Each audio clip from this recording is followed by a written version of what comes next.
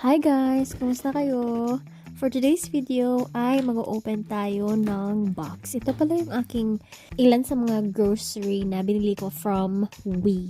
Kung sino mang mga Filipina or Filipino na nandito sa Amerika, I don't know if familiar kayo sa We, pero lately ko lang din nalaman na nag-exist pala itong company na to. This is not sponsored at all, pero gusto ko lang i-mention sa inyo na dito pala ako nakakabili ng mga Asian stuff na hindi ko normally nakikita sa physical store.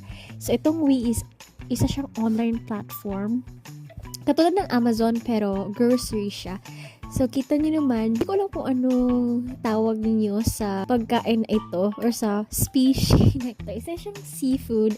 Sa Bisaya, tinatawag namin siyang handilitik. Isa ito sa pinaka-favorite ko talagang seafood na always kong hinihiling na bilhin ng aking parents nung simula bata pa ako.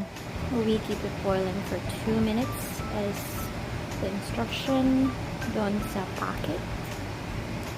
Kailangan ko lang siyang make sure na lahat ay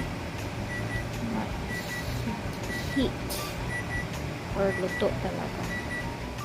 Ayun na, nasa Amerika na ako. Nag-crave ako minsan and nearly 2 years ko na rin siyang hindi nakain. So, very happy ako nung nakita ko na meron palang ganito sa We. So, bumili agad ako and oh my gosh, I'm so happy and very excited. At ayun na nga, luto na ang ating mantis shrimp or handilitik sa Bisaya. And pinatikim ko nga sa aking husband and sabi naman niya, it tastes like lobster daw.